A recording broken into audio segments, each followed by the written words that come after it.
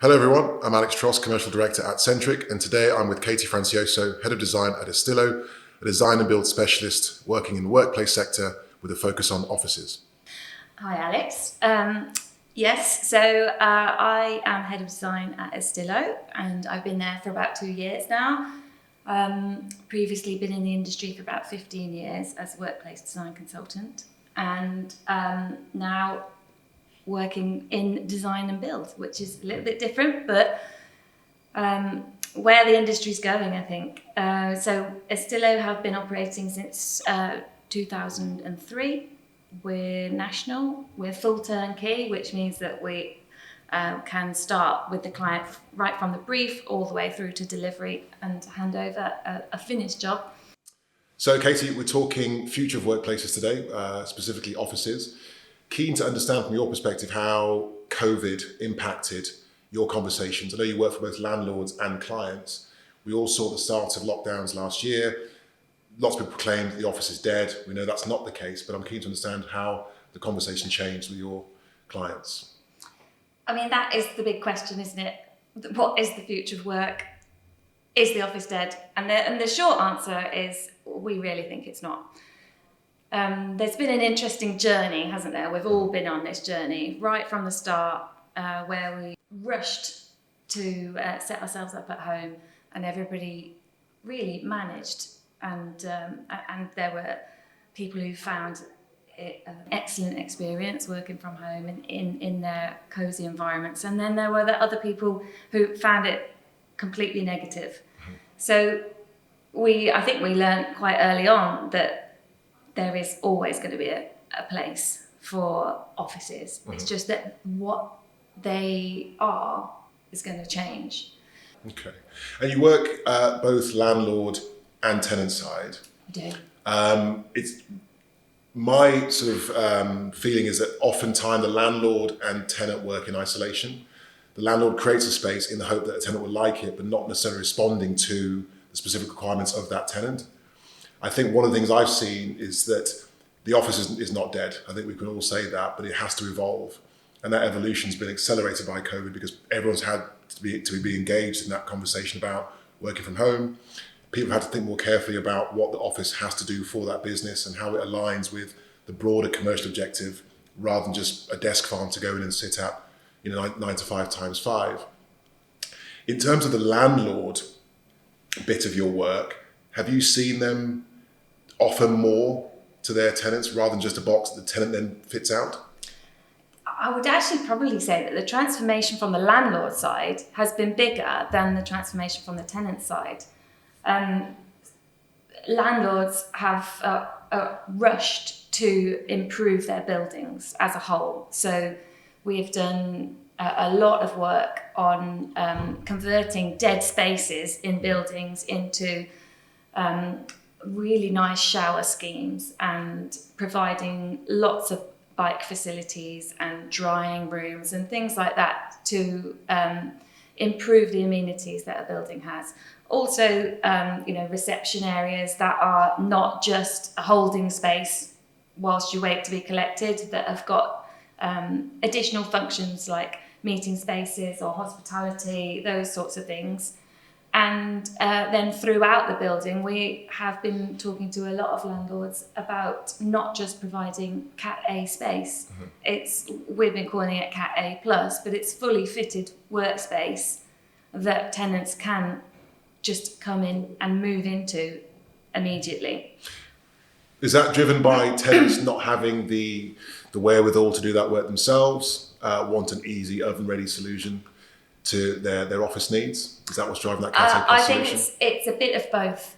So how easy is it as a tenant to just say, I'll have that please, and move straight in, and that the landlord will assist you to tweak it to your exact needs?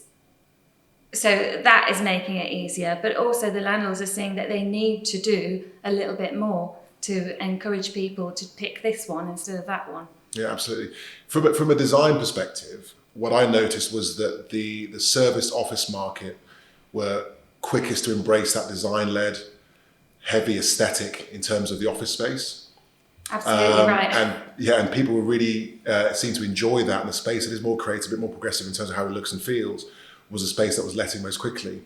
Was that an impact in terms of landlords thinking, seeing the impact that serviced office guys had in the market? I think inevitably, because you are competing against those spaces to some degree, and it's sort of gently inflationary, isn't it, across the whole board. We are seeing a lot of clients moving into serviced offices temporarily whilst they then choose a new workspace. And once you've been in that environment or seen that environment, you want more. Yeah, absolutely. In terms of the situation now, from a tenant's perspective, you talked about the fact that hybrid working has yet to sort of settled down in terms of what exactly that means. It's different for every single business. Is there more conversation around what people are doing if they endure the commute to get in, how they use that space? We've heard a lot in conversations over the last 18 months about more collaborative working, because you have core days perhaps in the office where you get together as teams. It's no longer just to come in and sit at a desk, but it's perhaps to get together for projects, networking, events and so on. Has that changed how office space is being designed? I think it has. Things like that we've been saying for years, but now people are really realising the value in those spaces. The way the hybrid working conversation is going, people are coming in to sit with their teams and collaborate with their teams, but they don't just want to be sat in a meeting room. They are thinking of sitting together around a team bench and working on their laptops all together to get that that proximity, really. Mm-hmm. So they don't necessarily want to come in and sit at a desk and then go and have a meeting. They want to just sit together for the whole 3 days that they've got to be in. And yes, your point about the networking, we are looking at much more town hall spaces, which is just a generic term really, for a really large flexible space. Right. So it would be kitted out with furniture, a variety of different heights, different for different functions, but that can potentially be moved out of the way so that you can have your evening event or your lunchtime yoga or things like that. Just little things to pull people back into the office. Yeah. So from conversations I've had with tenants, there's a lot of thought that's gone into how to, post-COVID, get people back into the office. It might be on a sort of more flexible basis, but they still feel there's real value in that, getting together, ideation, supporting culture and all that, retaining good staff, etc. It's very difficult to manage people on Zoom when they're pretty disparate all over the place. And I think that takes a lot of work in terms of just the way you approach management generally. It's harder to check in with someone if they're not right outside your office, for example.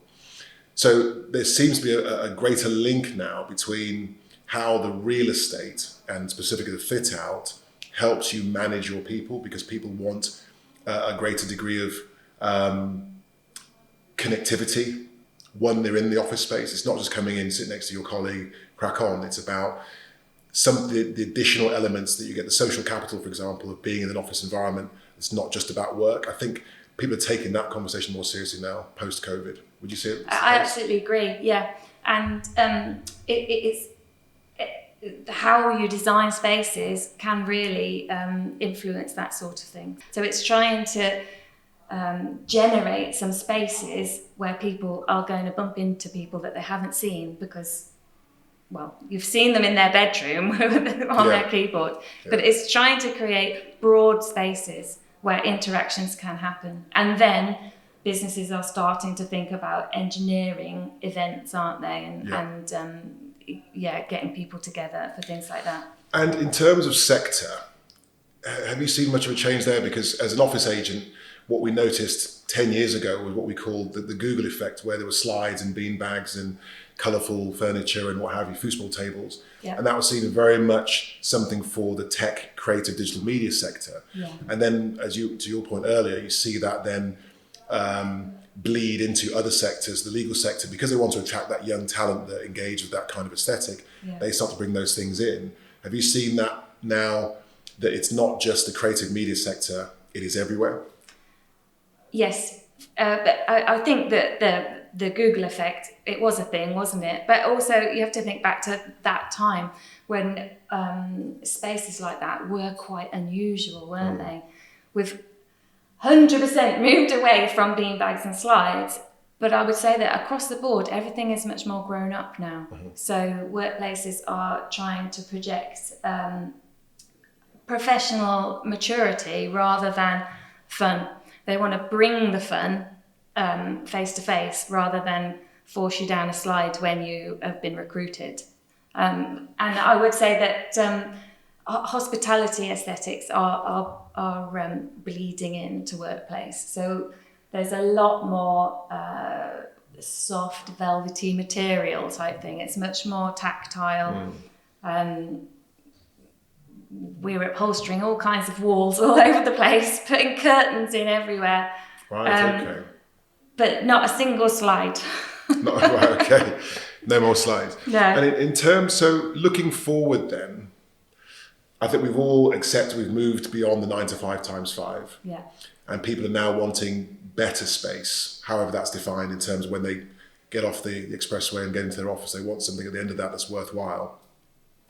What do you see moving forward are the things that you might expect to be asked both from a landlord and a tenant in terms of their space and how it looks and feels? As what they might want in that space. Yeah. Variety. I think everybody wants varied spaces. So the meeting rooms don't all look the same. The meeting spaces don't all look the same. They are going to be wanting much more inclusion. So things that have been, almost something that you might add at the end or just a final check. Now we're designing for everybody all the time. Also, I think sustainability. So we've recently done our first scar project, for example. But since having done that one, we've been asked several times. So that is And SCAR is? That's an environmental accreditation, right. Particularly for fit out. And I have been asked many times to do projects in the spirit of BREEAM or SCAR or the Well building, but I have noticed that is a change, that people are saying, actually, we would like to really do this because it shows a commitment to our employees and our investors and everybody. And is that more authentic now than perhaps it was in the past? Was it a tick box, but now they want to put some weight behind it? Yeah, I think so. Because doing those, achieving those certificates is not easy, and there is a cost attached to that. But people are wanting to show that they are doing going that extra mile.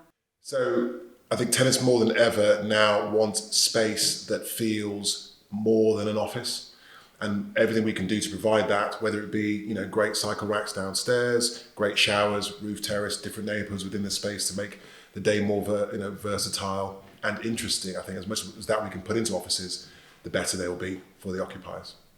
Absolutely agree. I couldn't agree more with that. Well, Katy, I'm really grateful for your time. It's been a real pleasure speaking to you today. I think to summarise, there is still a lot of thinking to be done about what an individual business needs to get from their office space. We can both agree, I think the office is not dead, and that evolution is pretty exciting. I think there's a lot yet to come. But for those out there that may still be thinking about how to get the best from their office space, what I would suggest is to pick up the phone, DM us, speak to Estilo, speak to Centrick Commercial. I'm sure we can help. We certainly can.